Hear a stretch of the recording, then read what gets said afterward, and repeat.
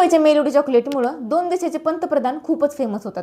Social मीडियावर फक्त त्यांची चर्चा चालू राहते। तर मी बोलतेय आपल्या देशाचे पंतप्रधान आणि इटलीचे पंतप्रधान मेलोनी यांच्याबद्दल। खरंच यांच्यामध्ये काही चालू होतं का हे फक्त राजनीतिक संबंध आहेत?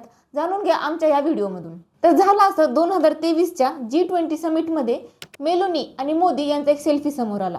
त्या सेल्फीसाठी मेलोडी हा टॅग वापरला गेला आणि मेलोनी यांनी पण हा मेलोडी टॅग वापरल्यामुळे तो खूपच फेमस झाला।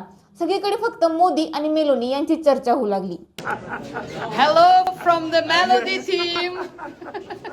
त्यानंतर 2026 मध्ये मोदींनी इटली या देशाला भेट दिली। तेव्हा पण त्या दोघांचे फोटोज खूप व्हायरल झाले। त्यांच्यावर करोडोनी लाईक्स येऊ लागले आणि लाखोनी कमेंट्स पण येऊ लागल्या।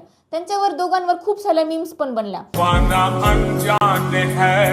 त्या मीम्सला पण लाखोनी लाईक्स येत होते। दोघंही सोशल मीडियावर चर्चेचा विषय बनले। आपल्या देशातल्या तरुणांनी तर त्यांच्यावर खूप सारे एडिट्स पण बनवले। त्यांच्यावर बॉलिवूड एडिट्स बनवू लागले। त्यांना इमॅजिनरी बॉलिवूड कपल म्हणून घोषित केलं।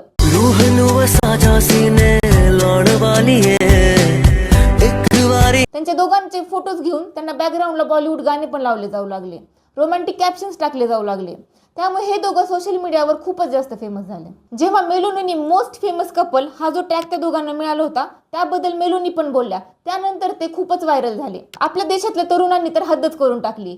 मेलोनी आणि मोदी यांचे ते दोघं पोस्टर्स बनवू लागले, वेडिंग फोटोज बनवू लागले आणि सगळीकडे त्यांच्याबद्दलच बोललं जाऊ लागलं। लगा के रखना, डोली सजा के रखना, मेहंदी लगा के रखना, डोली सजा के रखना, लेने तुझे ओ गोरी।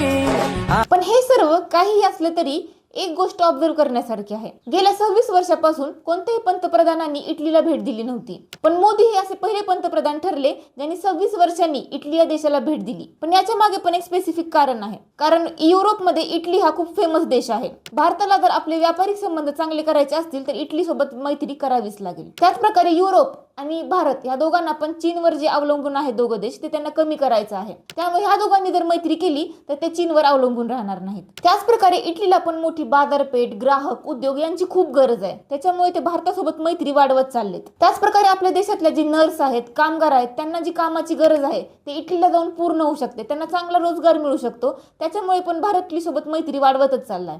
AI, तंत्रज्ञान, अवकाश या सर्व क्षेत्रात पण दोन्ही देश एकमेकांना सहाय्य करत आहेत। जेव्हा पण मेलोनींना मोदींबद्दल विचारलं जातं तेव्हा त्या माय फ्रेंड मोदी असं त्यांना संबोधतात आणि मोदी पण जेव्हा पण मेलोनींना भेटतात तेव्हा ते खूप आनंदी दिसतात। म्हणजे ज्यांच्या दोघांतली मैत्री खूप चांगली आहे असं आपण म्हणू शकतो। आपल्या देशातल्या तरुणांना सोशल मीडियावर कोणताही विषय व्हायरल करण्यासाठी लागतोच। या सर्वांबद्दल तुम्हाला काय वाटतं नक्की कळवा। आणि त्याच प्रकारे असे व्हिडिओ तुम्हाला अजून बघायचे असतील तर आमच्या चॅनलला सबस्क्राईब करायला विसरू नका।